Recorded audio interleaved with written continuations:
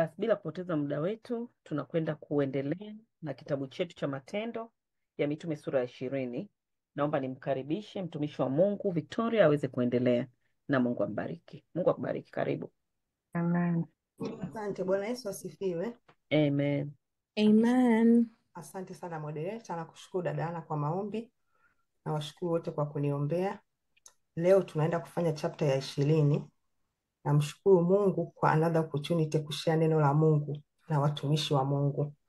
Sasa kabla sijaanza, nataka niangalie tulichojifunza nyuma, angalizo la chapter 19. Sasa tunamuona Paulo hapa akiwa Efeso. Ninamshukuru Sister Kanana pia aliyetuongoza katika chapter 19 wiki iliyopita na the week before. Tukiangalia hiyo chapter 19 tulimuona Paulo akiwa Efeso, ambako walikutana na wanafunzi wake kadhaa ambao hao walimjua Yohana na ubatizo wake, lakini hawakumjua Yesu.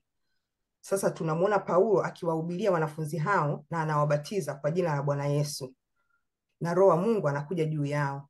Na Paulo aliendelea kukaa huko kwa muda akifundisha neno la Bwana katika masinagogi. Miujiza, ishara na maajabu yalitokea huko kwa Wayahudi, Wagiriki na watu wote waliokuwa kule. Sasa kiunganisho cha chapter 19 na 20 ni baada ya ghasia iliyotokea pale Efeso. Na kama hujasoma au kama hujaangalia yale masomo ya nyuma, ningekushauri urudi kwenye YouTube channel yetu ili uweze kupata connection ya chapter 20. Sasa katika hii chapter ya 20 nimeigawa katika sehemu mbili. Mungu akituwezesha tutamaliza sehemu ya kwanza, lakini hii sehemu ya kwanza nimeigawa katika mafungu matatu pia. Tunaangalia fungu la kwanza, mstari wa kwanza mpaka wa 6, tunamuona Paulo anaenda Makedonia na Ugiriki. Mstari wa 7 mpaka wa 12, ziara ya mwisho ya Paulo kwenda Troa. Na mstari wa 13 mpaka 16, tunaona safari ya kutoka Troa hadi Mileto. Sasa naomba mtumishi unisomee mstari wa kwanza mpaka wa 6. Karibu. Amen. Bwana Yesu asifiwe. Amina. Nitasoma kama ilivyoamriwa, Matendo 20 mstari wa kwanza mpaka wa 6. Paulo aenda Makedonia na Ugiriki. Natumia SUV. Kishindo kile kilipokoma, Paulo akatuma kuwaita wanafunzi, akawaonya, akaagana nao, kisha akaondoka aende zake mpaka Makedonia. Na akiisha kupita pande zile na kuwafariji kwa maneno mengi, akafika Uyunani. Alipokwisha kukaa huko miezi 3 na Wayahudi kumfanyia vitimvi, alipotaka kwenda Shamu kwa njia ya bahari, basi akaazimu kurejea kwa njia ya Makedonia. Watu hawa wakafuatana naye: Sopatro Mberoya mwana wa Piro, na Aristako na Sekundo watu wa Thesalonike, na Gayo mtu wa Derbe, na Timotheo, na Tiko na Tirofimo watu wa Asia. Ila watu hawa wamekwisha kutangulia wakamngojea Troa. Sisi tukakwea baada ya siku za mikate isiyotiwa chachu, tukatoka Filipi na tukawafikia Troa, safari ya siku 5, tukakaa huko siku 7. Amen. Amen.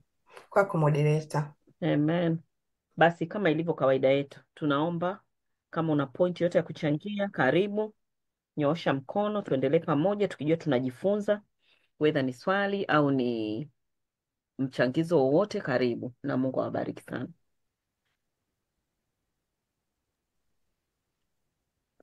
Karibuni, tukomboe muda kwa kunyosha mkono na kuendelea. Karibu Sister Jen, then Rebecca. Bwana Yesu asifiwe. Amen. Samahani jamani, niko barabarani, nitakuwa kuna makelele, lakini I hope tutasikilizana kidogo. Mimi niko katika huu mstari wa kwanza kabisa, kwanza kishindo kile kilipokoma.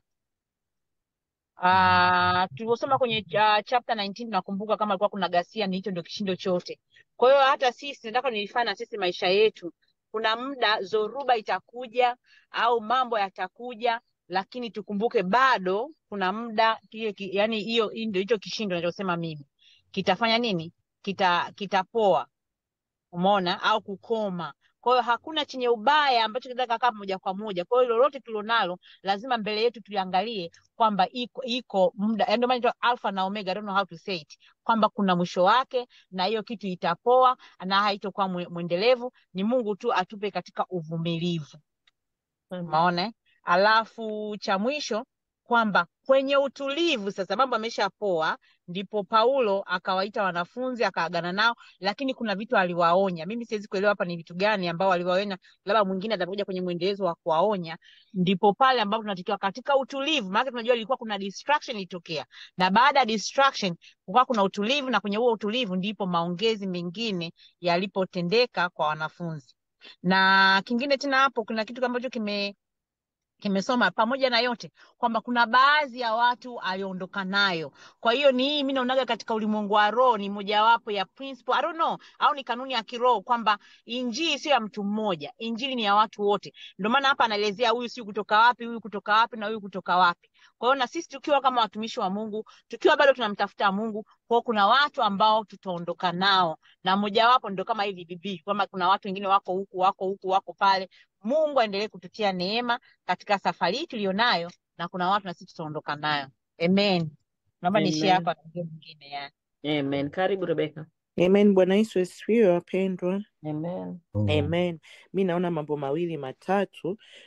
Mojawapo ni kwamba neno la Mungu linasema kwa mstari wa pili, akisha kupita pande zile akawafariji kwa maneno mengi akafika Uyunani. Tunaona kama viongozi kuna mara ambapo pamoja na kuwa na wewe umepitia katika shida hiyo hiyo, lakini ndio ile ya kujitia nguvu. Kama tunakumbuka Daudi, kuna wakati ambapo neno la Mungu linasema akajitia nguvu katika Bwana. Sio kwamba Daudi naye alikuwa amepoteza kila kitu, lakini aliweza kujitia nguvu katika Bwana, akaweza kuwafariji wengine, akapata watu wa kwenda nao.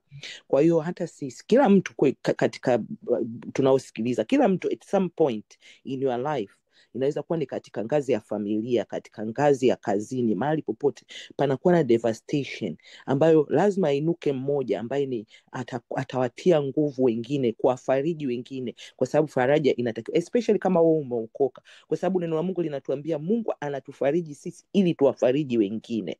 Kwa hiyo wale walio strong siku zote ni jukumu letu kuwa tunachukua nafasi ya kuwafariji wengine. Kingine ambacho nimekiona, hawa watu wa kufuatana nao, tunaweza tukaangalia upande wa Paulo kwamba Mungu alikuwa amemwandalia watu wa kufuatana nao ili kusupport kazi ya Mungu, lakini vile vile na sisi je, are we the people ambao tunakuwa support system kwa wengine, au inapofika wengine wanatuhitaji kutoa support, sisi tunakuwa unavailable? Kwa hiyo hii ni swali ambalo mtu anatakiwa uwepo kwenye kazini kwako, kanisani kwako, kwenye huduma. How do you support huduma au kazi ya Mungu mahali ambapo ulipo? Hata kama wewe sio kiongozi, lakini unaisupport vipi?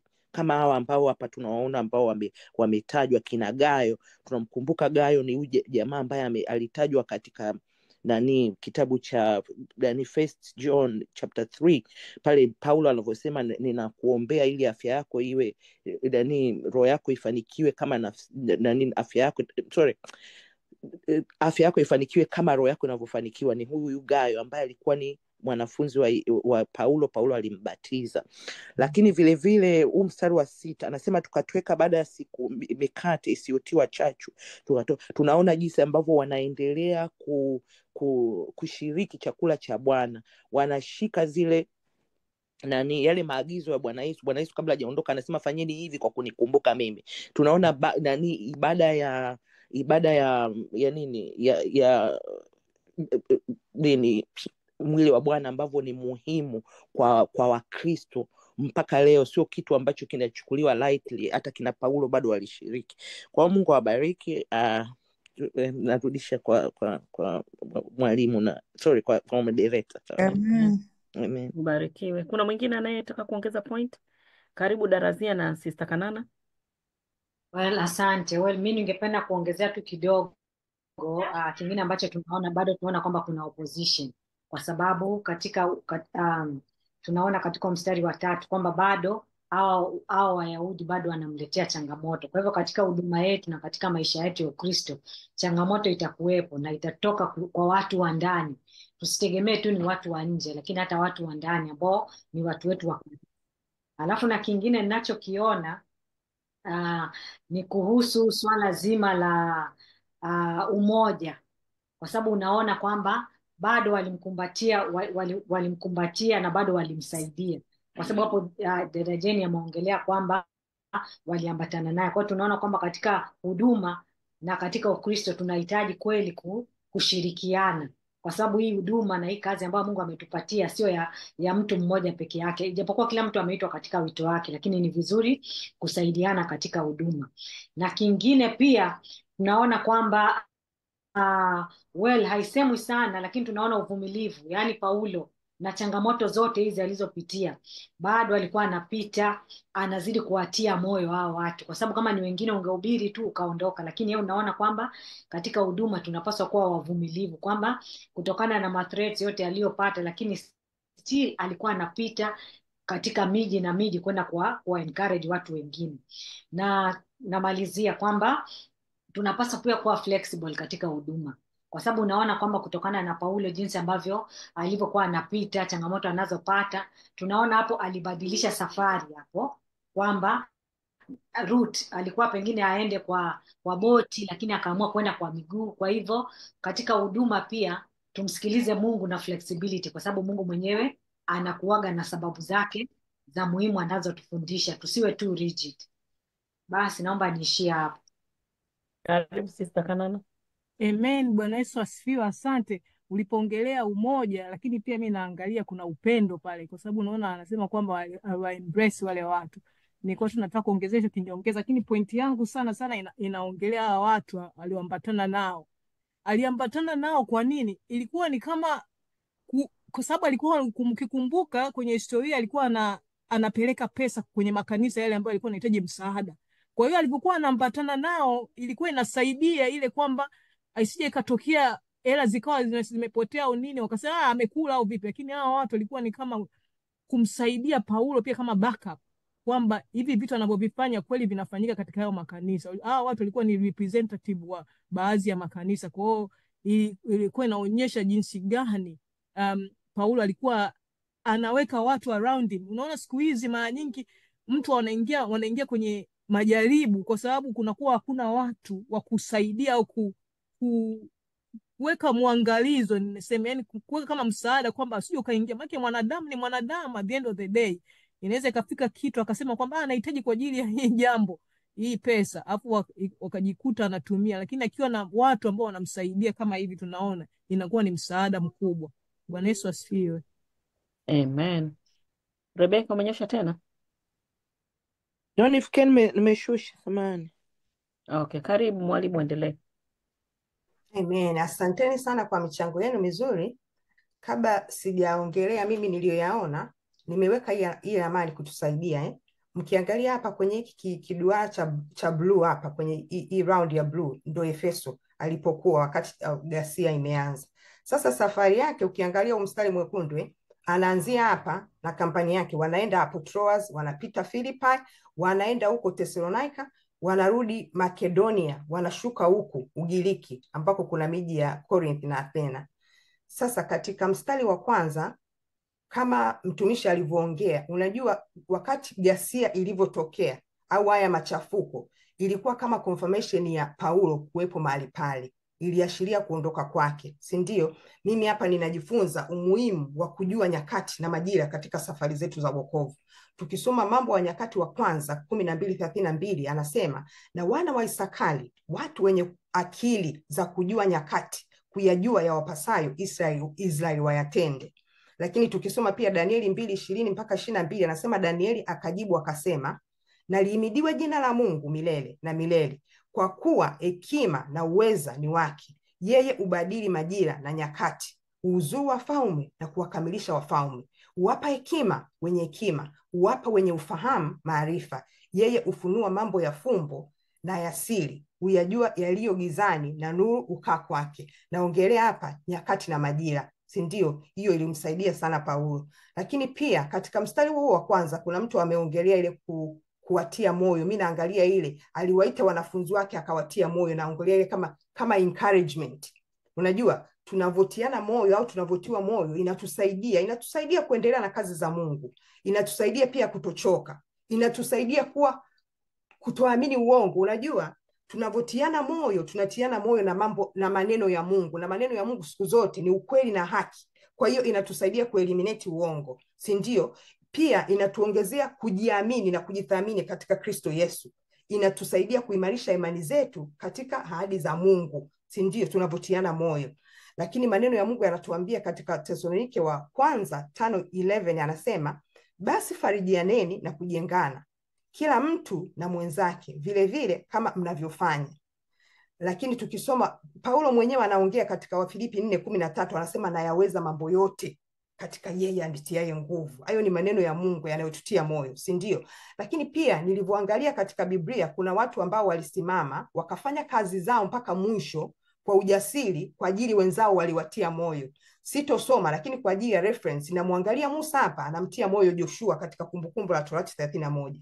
Tukimwangalia Bwana Yesu anawatia wanafunzi wake moyo Yohana 16:33. Haya ni maneno ya Mungu, hata tukiyasoma sasa hivi na sisi wenyewe tunapata nguvu za kuendelea, si ndio? Tunawaangalia kina Paulo na Silas walivyokuwa gerezani katika Matendo 16. Lakini namsoma Jonathan akimtia moyo David katika Samueli wa kwanza 23:16 mpaka 17. Waamuzi 4:14 tunamwangalia Deborah akimtia moyo Baraka, si ndio? Tunavutiana moyo na tusaidia kusonga mbele. Lakini mstari wa 2 na wa 3 kuna mtu ameongelea katika mstari wa 2 kwamba Paulo alipita pande zile za Makedonia. Alipita miji kule kwenye Makedonia, kuna miji alikuwa anapitia. Alipitia Philippi, Thessalonica na Berea. Akiwa na lengo gani? Alikuwa na lengo la kuimarisha makanisa. Na haya ni makanisa ambayo alikuwa ameanzisha siku za nyuma.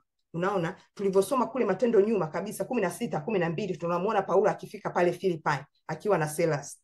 Tunasoma Matendo 17:1 tunamuona Paulo amefika pale Thessalonica. Lakini tukirudi Matendo 17 hiyo mstari wa 10 tunamuona Paulo alivyoelekea Berea. Lakini mstari wa 3 pia unatuambia kwamba alikaa Ugiriki pale Corinth miezi 3. Unajiuliza alikuwa anafanya nini? Alikuwa anafanya huduma, alikuwa anahubiri, alikuwa anafundisha kwa kina. Unajua kitu ambacho nimempendea Paulo hapa, unajua siku za sasa hivi mtu anakuwa na kanisa and then you end up una open my branches, lakini huwa tunarudi kuangalia hizo branch, sometimes tuna neglect, si ndio? Lakini yeye alikuwa anafanya kazi ya uzinduzi, alikuwa afungui makanisa for the sake of it. Alikuwa anarudi kuangalia ukuaji wa waumini, wanakuwa makanisa yanaendeleaje, kwa sababu ndio ilikuwa kitu ambacho Mungu amemuitia kwa uangalifu. Na alikuwa anawafundisha pia kwa mifano ya imani kwa umoja pia. Unajua tukisoma kitu kinanizinga, tukisoma Wakorinto wa kwanza 1:10 anasema, basi ndugu na wasii kwa jina la Bwana wetu Yesu Kristo kwamba nyote mnene mamoja, wala pasiwe kwenu faraka, bali muhitimu katika nia moja na shauri moja. Hayo ni maneno ya imani ambayo alikuwa anawafundisha. Unajua anafanya kazi yake kwa imani, sio kwa kufanya tu, hata kwa mifano ya imani. Unaona?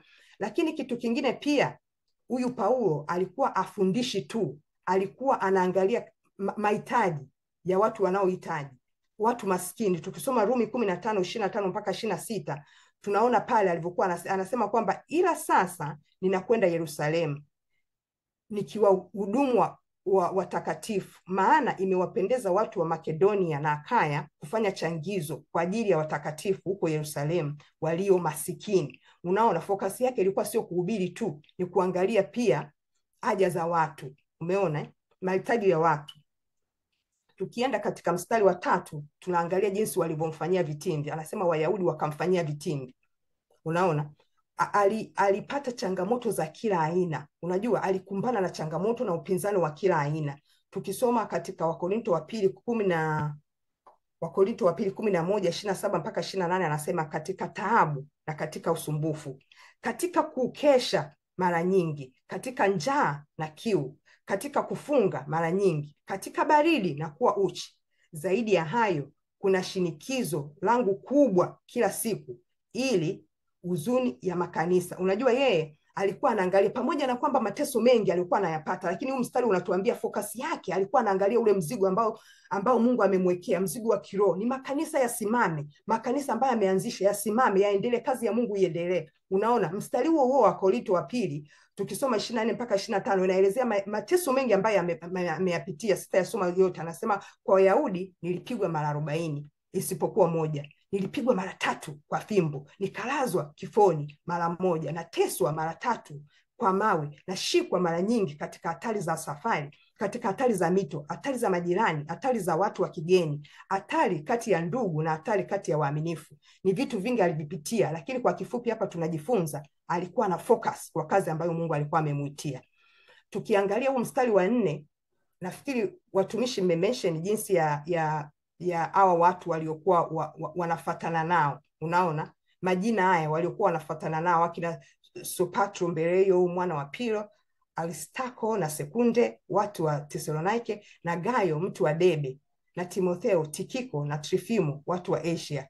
Lakini mimi kitu ninachoona hapa ni umuhimu wa divine helpers. Mchungaji wangu wa sasa hivi kanisa ninaloenda ana series anafundisha. Ametufundisha kitu kimenibariki moyo Jumapili iliyopita. Anasema unajua watu wengine wanasema mimi na Mungu wangu, anasema it doesn't matter as long as wewe uko kwenye ulimwengu, hakuna malaika atakayekusaidia. You need people ili nani yako huduma yako iendelee, unahitaji watu. Unaona, na hapa hao watu walikuwa wamefuata nao kwa sababu tukiangalia katika Biblia, nimeangalia katika Biblia, unajua ukisoma New Testament Paulo ameandika vitabu 13, lakini katika vitabu vyote hivi siku zote tunamuona yeye ndio yuko mbele. Lakini kuna kitu kingine ambacho aliandika ambacho kimenibariki moyo, ni katika Wakorinto wa kwanza 12:7 mpaka 11. Hiyo ni passage ndefu, hatutosoma kwa ajili ya muda, lakini kitu ambacho ameelezea hapa ni viungo vingi lakini mwili ni mmoja. Unajua viungo vingi, amelinganisha mwili wa Kristo kama kanisa na mwili wetu, unajua mwili wa mwanadamu. Unajua uwezi ukasema haya macho hayahitaji pua, hii pua haihitaji mdomo, huu mdomo hauhitaji mkono. Vyote ni viungo tofauti, ni vingi lakini mwili mmoja. Unaona, ni sawa na kanisa. Sasa na hao watu kila mtu alikuwa na sehemu yake ya kazi, walikuwa wanamsaidia Paulo kueneza injili na kuimarisha makanisa. Na ni kitu ambacho mmeongea pia. Lakini kitu ambacho najifunza, unajua katika huu ulimwengu tunatakiwa tutende mema wapendwa. Tunatakiwa tutende mema. Hata siku za nyuma ukisha kuondoka, watu wakukumbuke kwa mema. Unaona, kama alivyosema mtumishi, huyu Gayo ni mtu amemesheniwa kati ya hawa watu, lakini alikuwa ni mtu wa Mungu aliyejulikana katika Agano Jipya. Mara nyingi alihusishwa na ukarimu, alihusishwa na amani, na alihusishwa na huduma ya Paulo. Tukisoma hiyo Rumi 16:23 anasema Gayo alitajwa kama mwenyeji wa Paulo na kanisa lote, alihosti hawa watu na kanisa lote.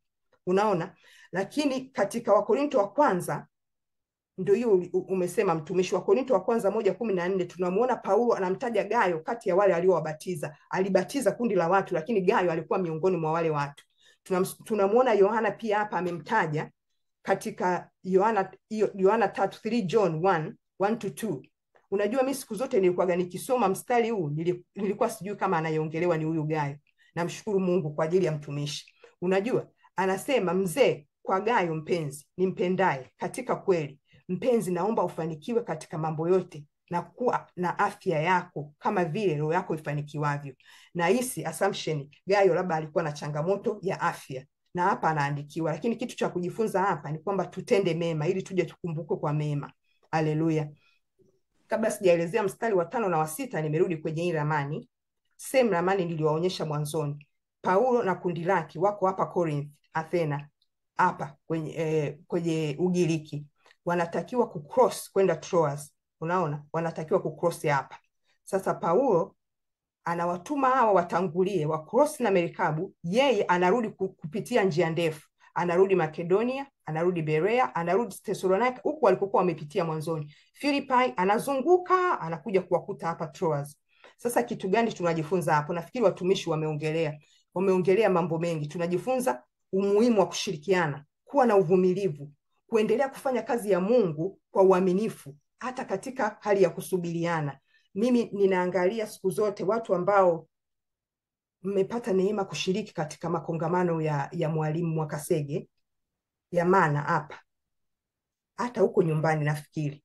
Unajua Mwalimu Mwakasege anakuja hapa kufundisha, kongamano linachukua, tunaendaga Friday, Saturday, Sunday limeisha, lakini maandalizi yanakuwa ni makubwa. Kwa miezi miwili inabidi tufunge, tunafunga, tunaomba, tunaombea anga, tunaombea wasafiri, tunaombea vitu, ni vitu vingi vya kuombea. Na hapa hata katika kanisa la awali walikuwa na desturi hii, walikuwa wanashirikiana katika maombi, walikuwa wanashirikiana katika kungojeana, kuhamasishana, si unajua wanashirikiana hata kuandaa na hisi. Hata walivyoenda hawa wakati wanamngojea Paulo aje, walikuwa wanaandaa eneo kiroho kwa ajili ya hatua iliyokuwa inafuata baada ya Paulo kuja.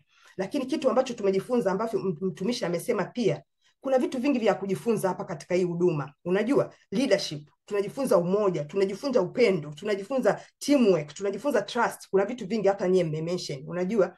Na Paulo mwenyewe amesema katika Waefeso 4:2-3, anasema kwa unyenyekevu wote na kwa upole, kwa uvumilivu, mkichukuliana katika upendo, na kujitahidi kuhifadhi umoja wa roho katika kifungo cha amani. Unaona, Paulo ndo anavyofundisha hivyo. Lakini kitu kingine pia naona ameongea katika Wafilipi 2:3-4, anasema msitende neno lolote kwa kushindana wala kwa majivuno, bali kwa unyenyekevu kila mtu amhesabu mwenzio kuwa bora kuliko nafsi yake. Kila mtu asiangalie mambo yake mwenyewe, bali kila mtu aangalie mambo ya mwingine. Ni kitu ambacho tunajifunza katika huduma, umeona. Na Mungu atusaidie tuweze kufanya huduma zetu kikamilifu. Haleluya. Mtumishi, naomba unisomee mstari unaofuata, mstari wa 7 mpaka wa 12. Amen. Mtumishi, Bwana Yesu asifiwe. Nitasoma kama nilivyoamriwa. Ziara ya mwisho ya Paulo huko Troa. Hata siku ya kwanza ya juma tulipokuwa tumekutana ili kumega mkate, Paulo akawahutubu akiazimu kusafiri siku ya pili yake, naye akafuliza maneno yake hata usiku wa manane. Palikuwa na taa nyingi katika orofa ile tulipokuwa tumekusanyika. Kijana mmoja jina lake Yutiko alikuwa ameketi dirishani, akalemewa na usingizi sana. Hata Paulo alipoendelea sana kuhubiri, akazidiwa na usingizi wake, akaanguka kutoka orofa ya 3, akainuliwa amekwisha kufa. Paulo akashuka, akamwangukia, akamkumbatia, akasema, msifanye ghasia, maana uzima wake ungalimo ndani yake. Akapanda juu tena, akamega mkate, akala, akazidi kuongea nao hata alfajiri, ndipo akaenda zake. Wakamleta yule kijana yu mzima, wakafarijika faraja kubwa sana. Amen. Amen. Kwako moderator. Amen. Basi karibuni tena tujadili na hii mistari kama Roho Mtakatifu anavyokushuhudia. Karibuni. Karibu Sister Rebecca. Amen. Bwana Yesu asifiwe. Amen. Amen.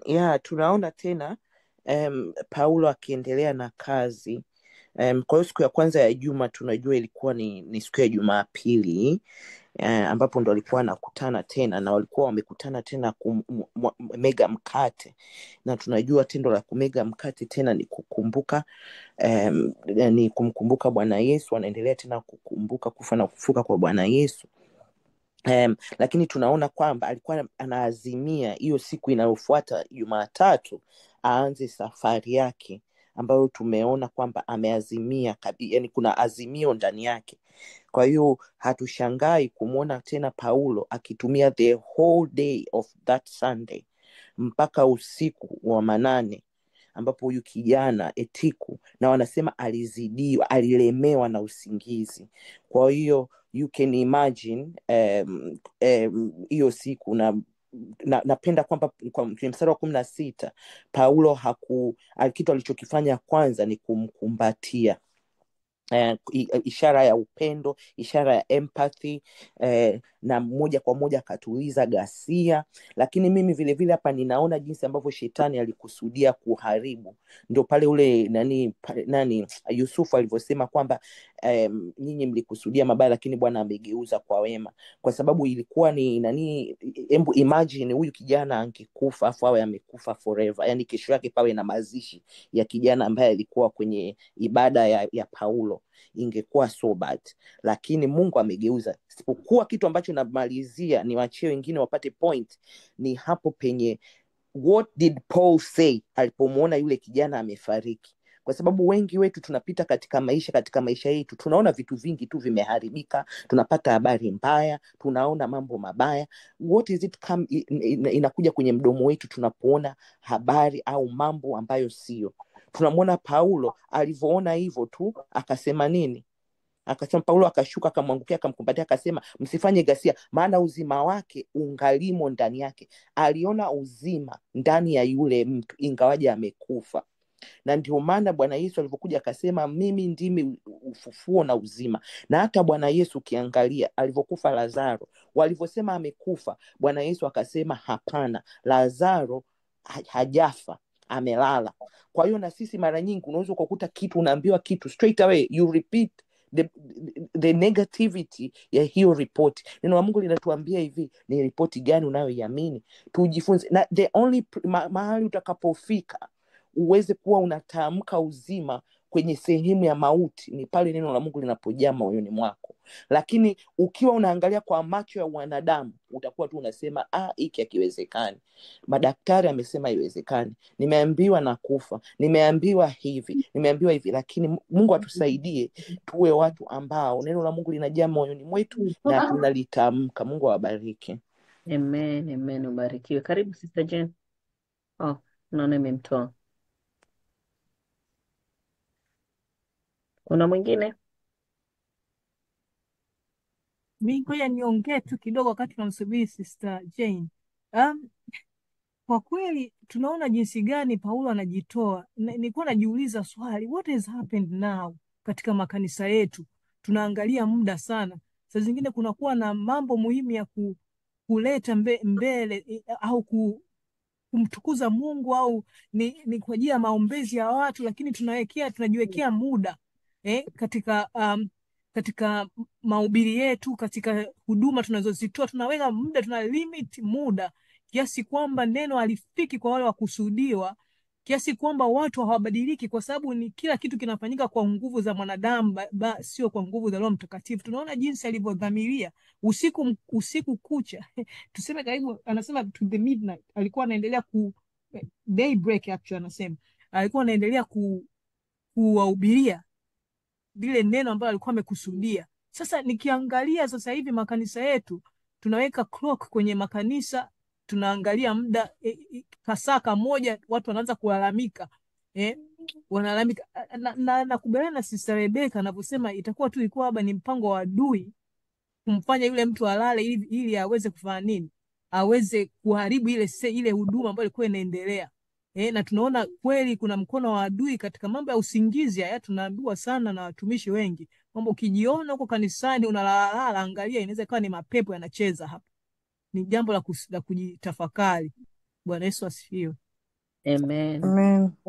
Karibu Sister Jane. Bwana Yesu asifiwe. Sitoenda mbali sana katika mstari ushaongelewa, lakini naomba na mimi niongezee katika kitu ambacho nilichokiona tukiwa kama sisi wa Kristo tukitoka kwa Paul.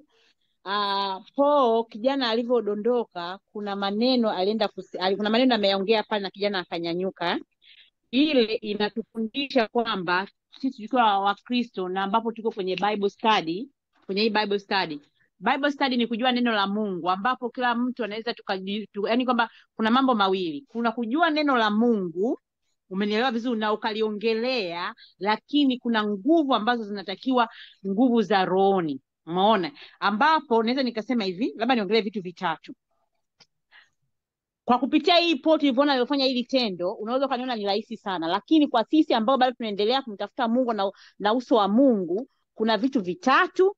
Cha kwanza nitakiongelea ni maarifa, ambao Paul alipofika pale, unaona hakwenda kukemea na kuja na kubomoa. Umeona, yeye alijua tu ni lugha gani anaenda kutumia, ni maneno ni machache tu mengi, wala hakwenda kuomba na kubomoa na kuzunguka na kutoka na jasho. Kwa hiyo tayari alikuwa na yale maarifa ambayo alikuwa anaongozwa na Roho Mtakatifu. That is number 1. Number 2, tunatakiwa na sisi vile vile kwa kitendo alichokifanya Paul, tunatakiwa tuwe na nguvu za rohoni. Tutajua neno la Mungu, kuliacha neno la Mungu kulijua kwa kulisoma na kulisema tu kama content. Umenielewa? Na tunajua kabisa kuna makanisa mengi yanamjua Mungu, yanamhubiri Mungu, umenielewa vizuri, to have that content, lakini madhabahu ya kanisa hayana nguvu. Kwa hiyo hata sisi, kwa sababu sisi wenyewe ni nini, hekalu la Mungu, kwamba tutajua neno, tutakuwa tunalitamka, lakini the end of the day tunatakiwa tuwe na nguvu za Mungu. Panapotokea vitu kama vile, ni sio kwamba neno peke yake litaponya, na ile nguvu ya roho inahitajika, kwa sababu shetani pamoja na neno la Mungu analiogopa, lakini nguvu ndio more anachokiogopa ndani. Na kingine tena, to have the vision. katika safari yetu ya kumtumikia Mungu. Umeona eh? Kwa hiyo Paul katika vyote hivi na hivi vyote naona Paul alikuwa navyo bado. Umeona eh? Maono, umeona kwa maono alikuwa anajua hivi maono yako mimi ndani mwaka kabisa, maono ninaona uzima. Na ndio maana hata kuna wachungaji wengine akikuona tu tunajua ndio katika kutoka huko kwenye Matendo ya Mitume kuna makanisa fake na makanisa ya kweli, kuna watumishi wa kweli na kuna watumishi fake, lakini watumishi wa kweli wapo ambao wakiona tu vision ipo pale, maono ya waziwazi. Umeona kwa na hilo nyewe Mungu atusaidie, sio kwa uwezo wetu, kwa njia ya kumtafuta Mungu. Alafu nitamani naomba nimalizie tu kidogo. Palikuwa na taa katika hiyo orofa, si ndio? Usiku ulikuwa ni mnene, lakini mimi sitaongelea katika taa ambayo ilikuwa inamulika kila sehemu na watu wakaona, lakini nataka niambie tukiwa kama Wakristo tunatakiwa tuwe na taa, nuru.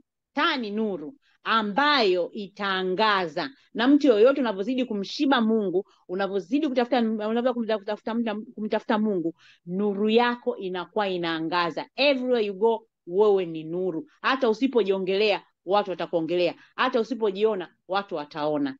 Amen. Wewe ni share hapa. Amen. Ubarikiwe sana. Karibu mwalimu, endelee. Asanteni kwa michango yenu.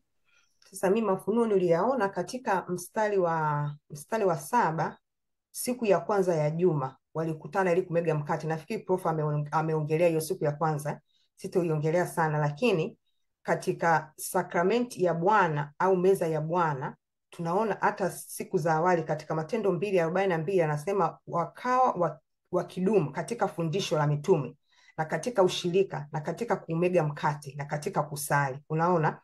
Lakini pamoja na hayo tunaongelea sakramenti ya Bwana. Mtumishi mwalimu wa Kasega ameongelea somo zuri sana kuhusu sakramenti ya Bwana. Nafikiri tukimaliza haya masomo nitatuma hiyo clip kwenye group ili tuweze kujifunza, maana ni somo pana. Unaona? Lakini pamoja na hayo inatukumbusha pia sadaka ya Kristo pale msalabani. Unaona, ni ukumbusho wa sadaka ya Kristo msalabani. Tukisoma Wakorinto wa kwanza 11:26 anasema, maana kila mulapo mkate huu na kunywa katika kikombe hiki mwaitangaza mauti ya Bwana hata ajapo. Si ndio? Lakini desemu wa Korinto hiyo ya kwanza 11 tukisoma 27 mpaka 29 ni pase na yenyewe ni parefu, hapo sitosoma, muda unaenda. Tunajiangalia, unajua inatufundisha jinsi ya kujichunguza, kujiheshimu before uende kwenye meza ya Bwana. Unajua watu ambao wameenda kwenye makongamano tofauti mnaweza mkawa witness. Unajua mtumishi anasimama pale, aombei mtu, anasimama anasema ni wakati wa kushiriki meza ya Bwana. Lakini kama hujajiandaa usisogee. Unajua? Sasa wale ambao hawajajiandaa au wamejiandaa lakini wana matatizo yao, utaona mapepo yanalipuka, utaona vitu vya ajabu vinafanyika, na hakuna mtu anayewagusa. Unajua? Kwa hiyo hii inanionyesha kwamba there's power in the blood of Jesus. Unajua? Kuna power katika ile sakramenti ya Bwana na tunatakiwa tusisogee pale bila kujiandaa. Hiki kifungu kinaelezea jinsi Mkristo anatakiwa aweje before usogee kwenye meza ya Bwana. Na Mungu atusaidie tuendelee kujifunza haya mambo kwa kina.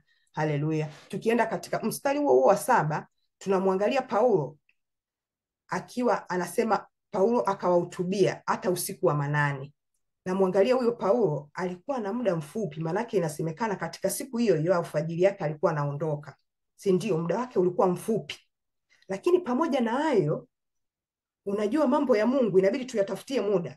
Kujifunza usiku wa manane au kufanya huduma usiku wa manane, Yesu mwenyewe aliomba usiku wa manane. Unajua? Sasa sisi kinachotukataza nini? Tukisoma katika Luka 6:12 inasema, ikawa siku zile aliondoka akaenda mlimani ili kuomba, akakesha usiku kucha katika kumuomba Mungu. Huyo ni Yesu. Unajua? Sasa na Paulo hapa alivyokuwa anafanya ile kazi ya usiku wa manane, sio kitu strange. Unajua? Na sisi kwetu sisi tunatakiwa tutafute muda. Nampenda mtumishi anavyosema kwamba tujitafakari, yani tutafute muda kwa ajili ya kutafuta kuzijua siri za mbingu. Unajua? Lakini kitu kingine, tukimwangalia Paulo aliyekuwa anafundisha na hao watu waliokuwa wanafundisha, wote walikuwa wanatoa sadaka ya muda. Ni sadaka ya muda hapa tunaangalia, si ndio? Tukisoma Yohana 3:2, unajua kama una desire ya kumjua Mungu, muda kwako itakuwa sio issue. Yohana 3:2 tunamuona mtu wa Mungu, tunamsoma kuhusu Nikodemus, miongoni mwa viongozi wa Wayahudi, ambaye alikuja kwa Yesu usiku wa manane ili kujifunza kutoka kwake, si ndio? Na mimi, it's my prayer, it's your prayer, kwamba tutafute muda kutafakari siri za mbingu kama anavyosema mtumishi. Haleluya, Mungu atusaidie tupate huo muda. Lakini naangalia sehemu ambapo walikuwa wanafanyia hiyo ibada ni gorofani. Anasema palikuwa, mstari wa 8, palikuwa na taa nyingi katika gorofa lile tulipokuwa tumekusanyika. Na iangalia ile gorofa kama hekalu, mahali patulivu pa kufanyia ibada na maombi. Sasa tukirudi kule Matendo 1 kule tuliposoma 13 mpaka 14, tunaona watu wa Mungu walipokuwa wanafanyia ibada. Unaona, anasema hata walipoingia wakapanda gorofani, walipokuwa wakikaa Petro na Yohana, Yakobo na Andrea, Filipo, Tomaso, Bartolomeo na Matayo, Yakobo wa Alfayo na Simeoni wa Zelote na Yuda wa Yakobo. Hawa wote walikuwa wakidumu kwa moyo mmoja katika kusali, pamoja nao wanawake na Mariamu mama yake Yesu na ndugu zake. Walikuwa wanafanya ibada, lakini mahali walipokuwa wanafanyia ibada ni pale gorofani, na apaangalia kama ni mahali patakatifu pa kufanyia maombi. Lakini naiangalia ile gorofa kama hapa chamber, unajua hapa room kwa maandalizi ya Pasaka. Namuona Yesu na wanafunzi wake katika Luka 22:12 akiandaa ile Pasaka. Anasema naye akawaonyesha chumba kikubwa gorofani, kimekwisha andaliwa. Anasema enendeni humo. Wakaenda wakaona kama alivyowaambia, wakaiandaa Pasaka, mahali pa maandalizi pa Pasaka. Lakini naiangalia ile gorofa kama mahali patakatifu pa Bwana. Daudi anatuambia katika Zaburi ya 5:7, sitasoma kwa ajili ya muda, lakini my favorite scripture, Zaburi ya 27 mstari wa 4, anasema one thing I've desired that I'll seek, that I may dwell in the house of the Lord all the days of my life, to behold the beauty of the Lord and to inquire in his temple. Unajua ni hekaluni, unajua mahali patakatifu pa Bwana ndo desire ya Daudi, anasema hekaluni mwake. Unajua, na sisi Mungu atusaidie tukauone huo utakatifu katika hekalu lake. Haleluya. Sasa mstari huo unaongelea taa, mtumishi ameongelea taa. Na mimi naziangalia zile taa kama mwanga na mwongozo wa kiroho. Unajua, taa ni neno la Mungu. Katika Zaburi ya 119:105 anasema neno lako ni taa ya miguu yangu na mwanga wa njia yangu. Unaona? Lakini naangalia taa pia kama ishara ya uhai na maisha mapya. Tukisoma Yohana 8:12, nafikiri mtumishi amesema pia, Yohana 8:12 anasema basi Yesu akawaambia tena akasema, mimi ndimi nuru ya ulimwengu, yeye anifuataye hatakwenda gizani kamwe, bali atakuwa na nuru ya uzima. Taa, unaona, kama uhai wa maisha mapya. Lakini naiangalia taa kama kielelezo cha imani na utakatifu. Mathayo 5:14-16, kielelezo cha imani na utakatifu. Anasema kwamba Mathayo 5:14 kuanzia mstari wa 10 anasema ninyi ni nuru ya ulimwengu. Mji hauwezi kusitirika ukiwa juu ya mlima, wala watu hawawashi taa na kuiweka chini ya pishi, bali juu ya kiango, nayo yawaangaza wote waliomo nyumbani. Hivyo hivyo nuru yenu na iangaze mbele ya watu, wapate kuyaona matendo yenu mema. Wakishayaona wanafanyaje? Wanamtukuza Baba yenu aliye mbinguni. Haleluya, si ndio? Hiyo ndo taa. Lakini unajua hapo ulipo mtumishi, au mimi hapa nilipo, tukiziangalia hizi taa za kawaida, this is a modern taa, una switch ukutani, taa inawaka, ni bulb sijui. Lakini mimi siongelea hizo taa, naongelea kama uliwahi kuishi vijijini kama sisi. Kuna taa za vikoroboi, kuna taa za chemli, zile aziwaki bila mafuta, unajua, na yale mafuta ni kama Roho Mtakatifu ndani yetu. Unajua, bila mafuta ile taa iwaki. Unaona, nimeweka reference za Roho Mtakatifu, Yohana 14:16-26 na Yohana 16:13. Sitasoma kwa ajili ya muda, lakini Mungu atusaidie tuwake ni taa, kielelezo. Haleluya. Sasa tukiendelea mstari unaofuata, mstari wa 9, tunamwangalia kijana Utiko, ameketi dirishani, amelemewa na usingizi, akaanguka toka ghorofa ya 3, akainuliwa ameshakufa. Mimi hapa nauangalia huu usingizi katika chano mbili, katika line mbili. Ni usingizi kama udhaifu wa kimwili, na usingizi udhaifu wa kiroho. Unajua kama mwili umechoka, as simple as that, utalala. Unajua Lakini kitu ninachojifunza hapa, hii ibada ilikuwa ndefu, najifunza umuhimu wa kuandaa mwili wako wakati wa mikutano ya usiku. Inanikumbusha pia, unajua kipindi tuko London, hiyo kanisa langu tulikuwaga na desturi za kufunga na kuomba. Tukifanya mfungo, yani kanisa zima tukiwa tunaomba, ni siku za 3 za mwisho wa mwezi, Wednesday, Thursday na Friday. Lakini tukimalizia mfungo hiyo siku ya Friday, inabidi tuende all night. Na ile all night ilikuwaga inaanza saa 3:30 usiku, tunamaliza saa 11. Unajua, watu wanaoishi hapa Ulaya au hata Marekani, mnaweza mkajua maisha ya huku yalivyo, ubize. Sasa toka asubuhi umeenda kazini, ukitoka kazini unarudi ndani, ufanye kazi za ndani, ufanye kazi za mume, ufanye kazi za, by the time unamaliza vyote hivyo, muda umeisha na unatakiwa kwenda ibadani. Kwa hiyo mwili lazima uchoke. Ukienda kule ibadani utalala, kwa sababu mwili wako umekuwa ukitumika toka asubuhi mpaka hiyo siku ya saa ya maombi. Lakini nilikuwa nimepata neema mimi, mahali nilipokuwa nafanya kazi, ukifanya kazi overtime hawakulipi sana sana, unaweza ukatumia ule muda kufanyaje, take day off. Kwa hiyo nilikuwa najitahidi mwisho wa mwezi, hiyo Ijumaa niko off. Kama siko off, masaa yameshindikana, at least half day. Kwa hiyo nikiwa half day, inabidi hiyo saa 6 nirudi nyumbani, niandae nyumba, nifanye. Ikifika saa 10 nimeshalala. Kwa hiyo by the time inafika saa 2:30 nikiamka na kuoga kujiandaa kwenda kwenye ibada, kwangu mimi ni kama asubuhi. Kwa hiyo unakuwa na nguvu. Lakini pia naangalia mazingira yanayofaa katika ibada. Unajua watu wanaoamkaga usiku kuomba saa 6 au saa 7, saa 8, saa yoyote, mnaweza mkakumbuka jinsi inavyokuwa. Hiyo usiku ni usingizi unakuwa umekushika. Na hizi taa mahali popote penye joto, kwangu mimi huwa napata usingizi nikikaa mahali pa joto. Kwa hiyo huwa najitahidi either nifungue dirisha, hata wakati wa winter nitaingia kwenye chumba ambacho kina baridi kabisa, heater hazijawashwa, ndio naweza kusimama. Lakini pia kuna mtumishi ambaye alitufundisha kuhusu maombi ya kuomba muda mrefu, kwa kutembea. Kwa kutembea ukifanya mazoezi na kusaidia wewe kusimama, inakusaidia kutolala, unajua. Lakini nikiuangalia usingizi pia katika engo ya kiroho, udhaifu wa kiroho, tukiangalia Mathayo 26 mstari wa 40 mpaka 41, tunamuona Bwana Yesu huko Getsemani akiwaonya wanafunzi wake kuhusu kukaa macho kiroho. Anasema akawaijia wale wanafunzi, akawakuta wamelala, akawaambia Petro, je, hamkuweza kukesha pamoja nami hata saa 1? Kesheni muombe, msije mkaingia majaribuni. Roho i radhi, lakini mwili ni dhaifu. Mungu atusaidie tuweze kuamka, unajua. Lakini kitu kingine, tukisoma Rumi 11:8, kuna upofu wa kiroho au kushindwa kuona na kuelewa ukweli wa kiroho. Rumi 11:8 inasema, kama ilivyoandikwa, Mungu aliwapa roho ya usingizi, na macho hata wasioni, na masikio hata wasisikie. Hata siku hii ya leo, Mungu atusaidie macho yetu ya rohoni na masikio yetu ya rohoni yaweze kufunguka, ili tuweze kuona utukufu, tuweze kumuona yeye.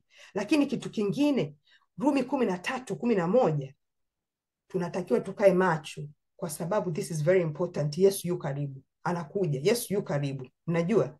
Kwa sababu hiyo Rumi 13:11 anasema, naam, tukijua wakati kwamba saa ya kuamka katika usingizi imekwisha kuadia, kwa maana sasa wokovu wetu u karibu nasi kuliko tulipoanza kuamini. Kule tulipokuwa tumeanza kuamini, tulipokoka, wanasema Yesu anakuja. Lakini believe me or not, Yesu yu karibu, anakuja. Mungu atusaidie. Kama zile siku za Nuhu, watu wanaambiwa Yesu anakuja, Yesu anakuja, hawasikii. Lakini Yesu yu karibu. Mungu atusaidie tuamke katika huo usingizi. Lakini mstari wa 10 anasema, Paulo akashuka, akamwangukia, akamkumbatia, akasema, msifanye ghasia, maana uzima wake ungalimo ndani yake. Na angalia hapa, kuna nguvu za Mungu. Unajua, tukionaga watu wanafanya miujiza na ishara, tunasema oh my God, hao wamebarikiwa. Lakini ni nguvu za Mungu. Mungu anatumia wateule wake kufanya miujiza na ishara. Tukiangalia katika hiyo Matendo 9 huko nyuma tuliposoma, Matendo 9:36 mpaka 42, tunamuona Petro anamfufua Dorcas kule Yafa. Mnakumbuka hiyo passage. Lakini pia tukiangalia kwenye akaunti ya Wafalme wa Kwanza 17:17 inaenda mpaka 24, ni passage ndefu, hatutosoma kwa ajili ya muda. Lakini tunamuona Elia akimfufua mtoto wa mama mjane huko Serepta. Lakini tunasoma akaunti ya Lazaro pia, kuna mtumishi amemention hapa kuhusu Lazaro. Nikisoma hiyo Yohana 11:1 mpaka 44, ni wakati Yesu anamfufua Lazaro. Lakini mimi hapa ninaangalia imani na ujasiri. Angalia hata wakati wa Paulo. Utiko amekufa kabisa. Paulo anasimama, akienda pale, kitu cha kwanza amesemaje?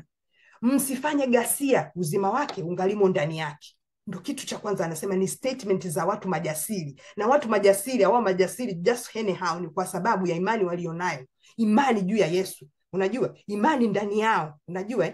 Lakini kitu kingine, tukiangalia hiyo akaunti ya Yesu kumfufua Lazaro, Yesu aliitwa wakati Lazaro ni mgonjwa, walienda wakamuita, unajua, hakuja kabisa.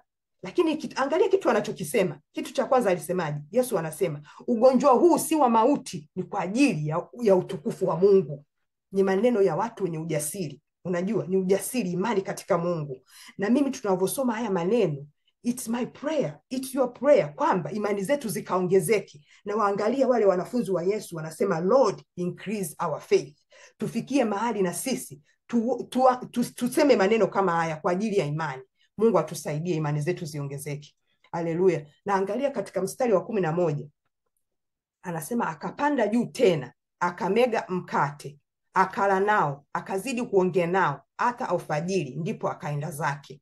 Sasa mimi hapa naangalia, angekuwa ni mtu mwingine, yaani hizi changamoto zote zimeshatokea, mpaka mtu amekufa, mpaka amefufuliwa, uendelee na huduma. Lakini huyu mtu alikuwa ni mtu jasiri, ambaye alikuwa anaangalia mbele, kitu kilichoko mbele yake, na angalia mwendelezo wa huduma. Pamoja na hayo mambo yote yaliyotokea, aliendelea na huduma, aliendelea mpaka mwisho, kitu alichokuwa amezamilia.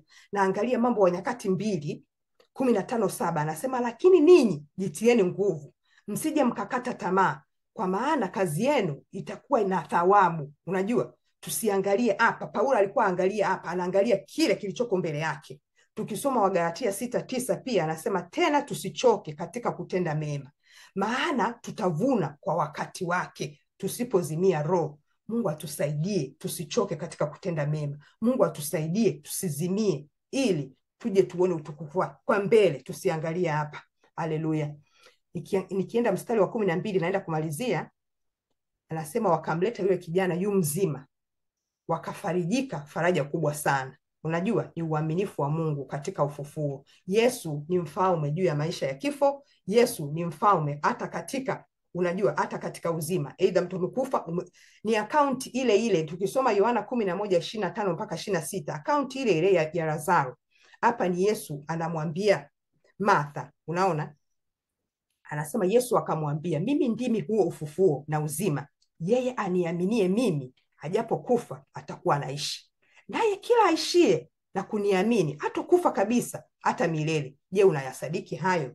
Unaona, hapa ni Yesu anamwambia dada yake Lazaro, lakini yeye alikuwa elewi, alikuwa anafikiria wakati ule mwingine. Unaona, lakini tukiangalia pia kuna furaha katika uhai na katika uzima. Mnamwona Utiko huyu alivyoletwa akiwa mzima, watu wa ndani mwao walifurahia ule uzima, walimshukuru Mungu. Unajua, kama kuna mtu aliwahi kuichungulia kaburi, atakuwa my witness. Unajua, Daudi anaongea, kamba za mauti zimemzunguka. Unajua, kama kuna mtu aliwahi kushuhudia hicho kitu, unajua.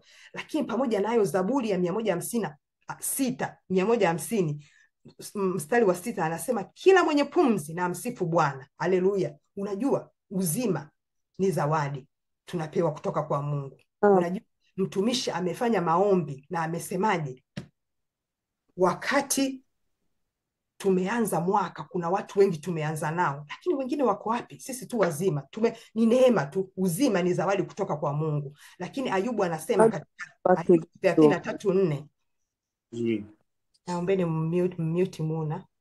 Ayubu anasema katika 33:4, anasema roho ya Mungu imeniumba na pumzi za Mwenyezi Mungu unipa uhai. Tunamshukuru Mungu kwa zawadi ya uhai. Haleluya. Mtumishi, naomba unisomee kipengele cha mwisho, kina mistari 4 tu, tutakuwa tunaenda kumalizia. Haleluya. Mstari wa 13 mpaka 16, right? Yes. Okay. Nitasoma kwa msaada wa Roho Mtakatifu. Safari ya kutoka Troa hadi Mileto. Lakini sisi tukatangulia kwenda merikebuni, tukaabiri kwenda Aso, tukikusudia kumpakia Paulo huko, naomba nirudie. Lakini sisi tukatangulia kwenda merikebuni, tukaabiri kwenda Aso, tukikusudia kumpakia Paulo huko, kwa maana ndivyo alivyoagiza yeye mwenyewe, aliazimu kwenda kwa miguu.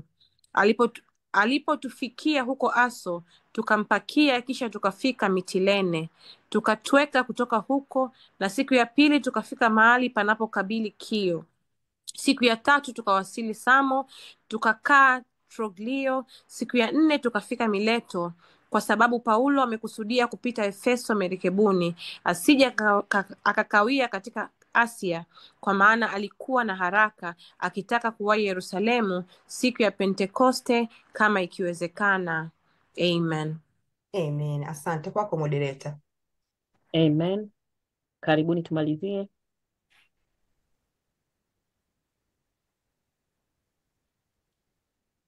Basi nikukaribishe mwalimu, endelee. Karibu Jeni. Then Rebecca.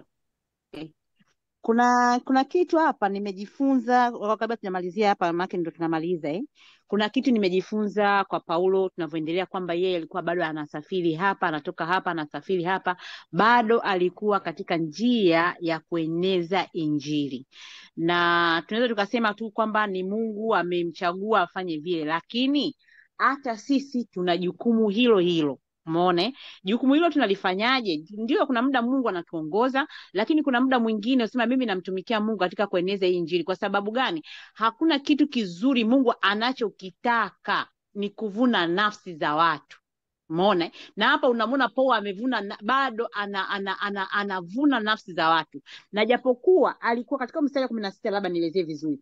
Japokuwa kulikuwa kuna hiyo siku ya kufanya nini, ya Pentekoste, lakini bado alikuwa anataka amalizane na kule kote. Hata akienda katika Pentekoste, kuna kazi nyingi ameshafanya nini, amemaliza. Ndio maana nasema kwa maana alikuwa na haraka kuwahi hiyo sherehe ya Pentekoste. Kwa hiyo kwa sisi, mimi na wewe unasema mimi hichi nitakiacha tu, ngoja nimalizie nikawahi hiyo Pentekoste 1 au 2, nasema wacha nimalizane haya, lakini Pentekoste sitaweza kuhudhuria. Ni ile comfortable zone ambayo sisi tunayo.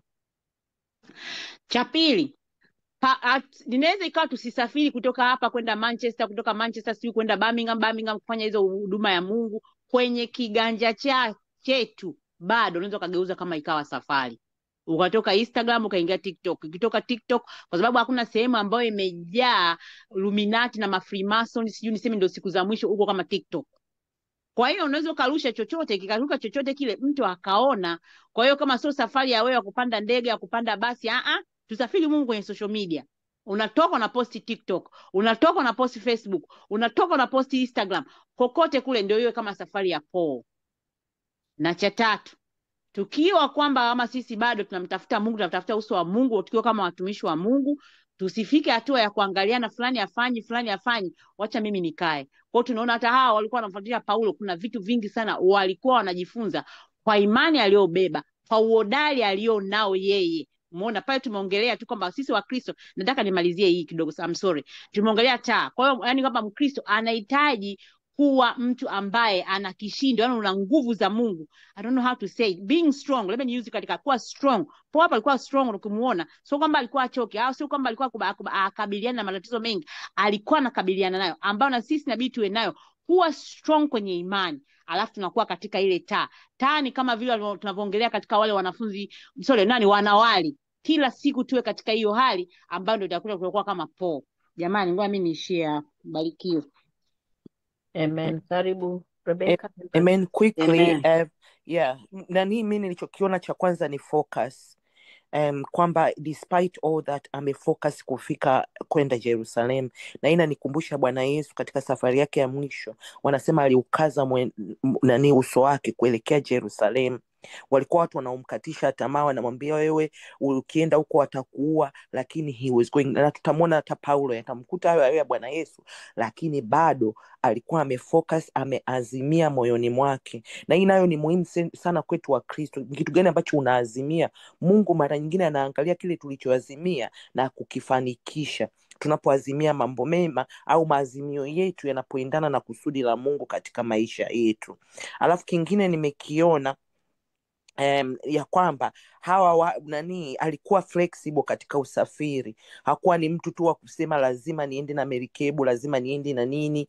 Unfortunately these days tunaishi, watu wengi atakwambia lazima niende na first class, la sivyo siji, naomba niwekewe hoteli ya namna hii. Lakini tunamwona mwenzetu was so humble, na kwamba alikuwa tayari hata kutembea ili kwamba neno la Mungu lifike huko. Kwa hata sisi wenyewe tujipeleleze. Je, kuna vitu ambavyo tuko tayari kushuka kwa ajili ya Kristo, au bado tunategemea tuna keep up with the Jones? Tunataka tuna status ambayo tumeingangania kwa sababu this one is not my status, I'm not gonna do it. Mungu atusaidie.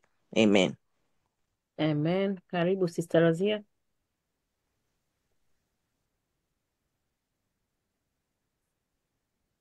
Naona ametoka. Karibu Victoria, uendelee. Naomba moderator utaniongezea muda kama dakika 10. Hamna neno. Okay. Au less. Okay, anaendelea. Amina, nilikuwa nimejimute. Kingine ninachokiona, ninamwona jinsi ambavyo Paul anaweza kubalance between uchovu na spiritual sensitivity. Kwa hivyo na sisi hata kama tunafanya kazi ya Mungu, saa zingine unaweza kuwa unafanya kazi ya Mungu ukapoteza focus, kwamba ndio na win souls, nafanya nini, hata umsikilize Roho Mtakatifu.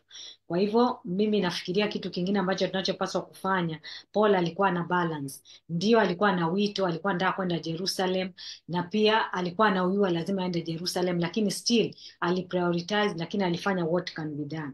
Kingine ninachokiona ni kwamba tunaona kwamba in terms of kingine ninachokiona kwamba alisacrifice kama kiongozi, kwa sababu yani despite ya kuchoka kwake kwote huko, still aliput mambo ya Mungu mbele yake.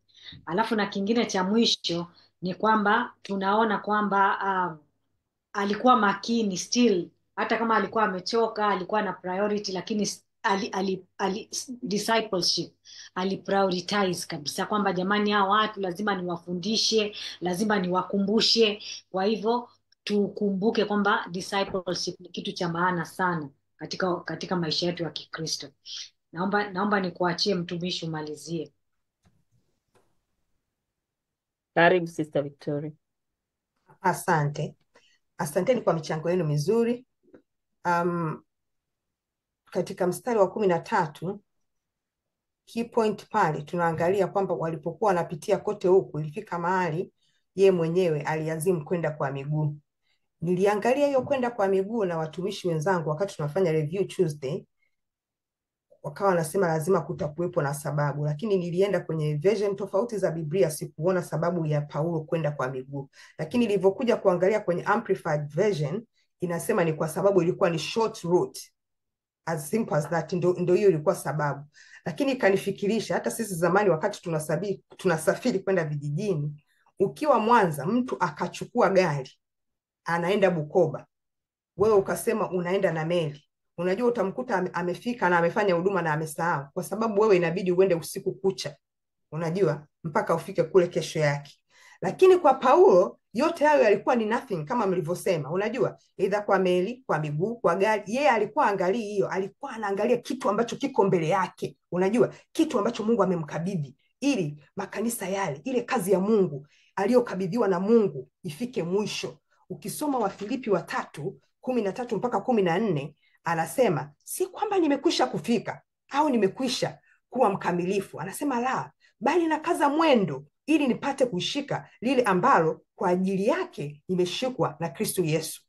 Ndugu, sidhani nafsi yangu kwamba nimekwisha kushika, ila natenda neno moja tu, nikiyasahau yale yaliyo ya nyuma, nikizingatia yale yaliyo ya mbele, na kaza mwendo nifikie mede ya thawabu ya mwisho mkuu wa Mungu katika Kristo Yesu. That was Paul's focus. Mnajua, hiyo ndio ilikuwa focus yake kubwa. Anaangalia kile kilichoko mbele yake, ameyasahau yale ya nyuma, ili mradi ile kazi itendeke, unajua. Sasa tukiangalia pia, naangalia pia kuna mtumishi amesema kuhusu ushirikiano wetu na viongozi. Kuna kitu hapa ambacho kilikuwa kinafanyika, umuhimu wa kushiriki na viongozi wetu.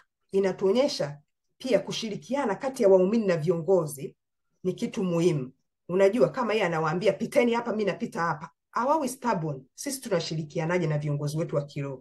Are we available? Kuna mtumishi mmoja wakati najifunza na ninakuwa katika kiroho, kuna mama mmoja aliniambia kitu ambacho huwa sisahau. Anasema, Victoria, unajua kuna watu wengine katika hii dunia watu kawa wasomage Bible wanakusoma wewe.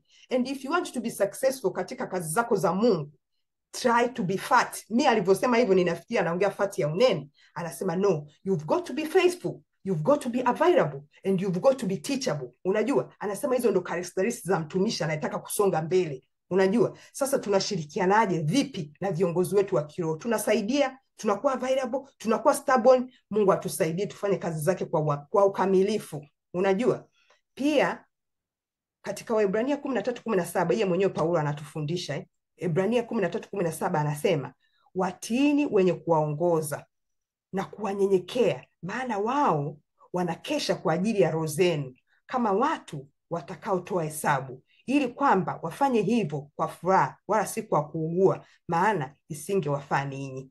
Unajua, kuna kitu nimejifunza hapa katika kanisa langu hili la sasa hivi. Mtumishi anatufundisha topic inaitwa stewardship, anatufundisha stewardship. Na hicho kitu kimenifundisha nini? Unajua, ukiwa na mentality ya stewardship, watu wengi tunapenda ku-own.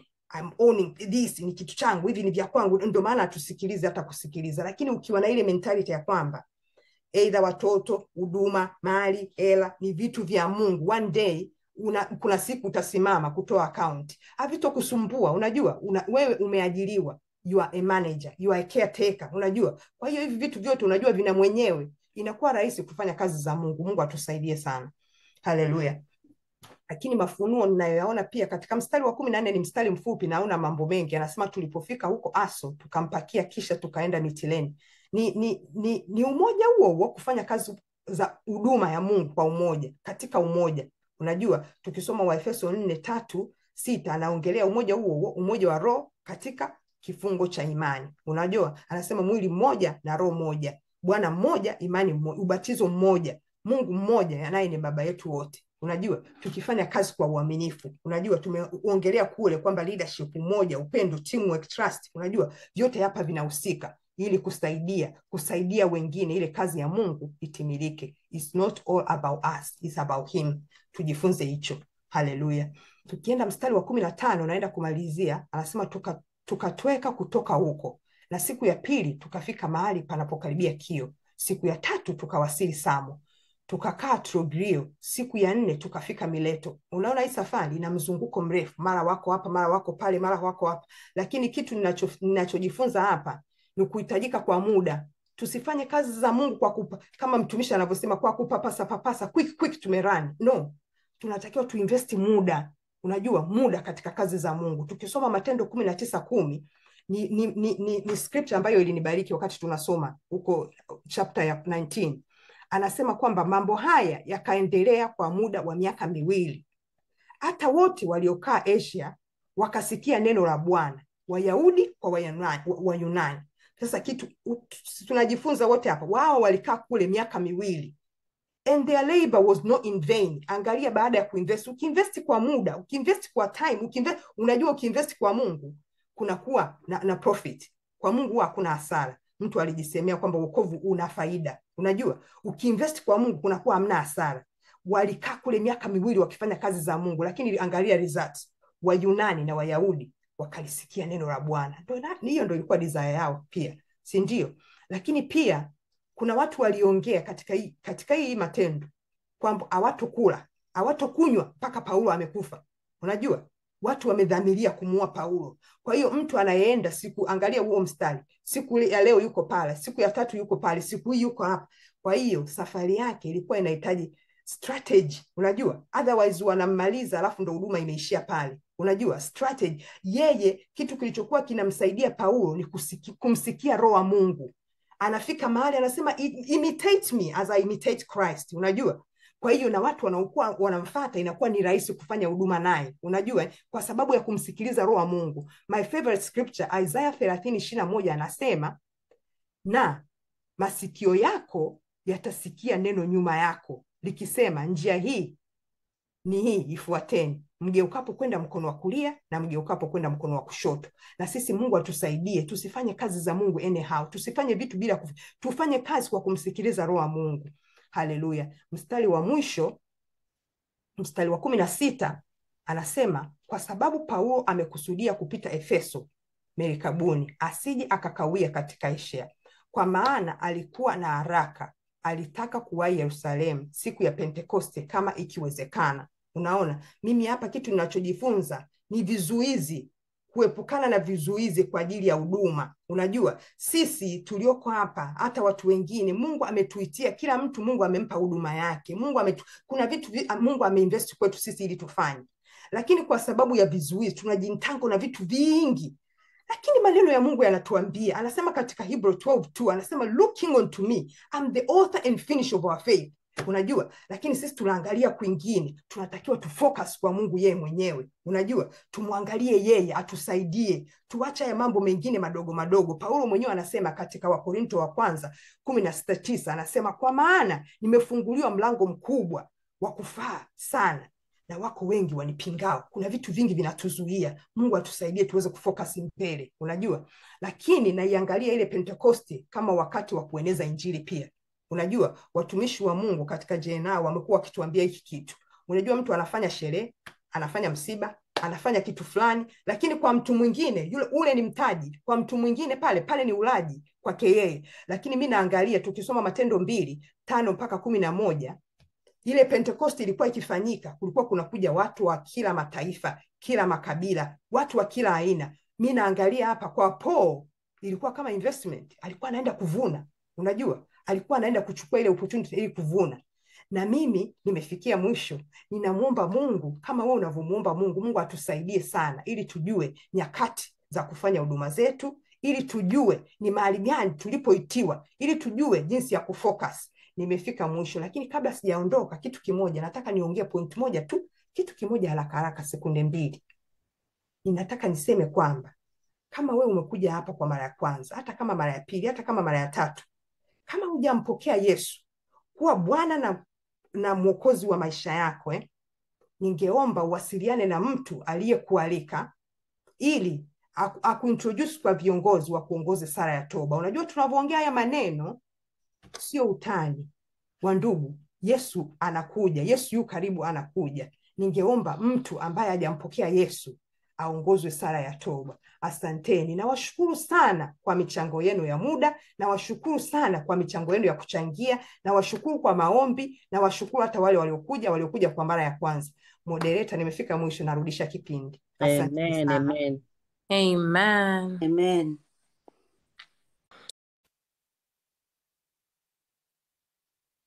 Asante sana kwa kushiriki katika kujifunza neno la Mungu.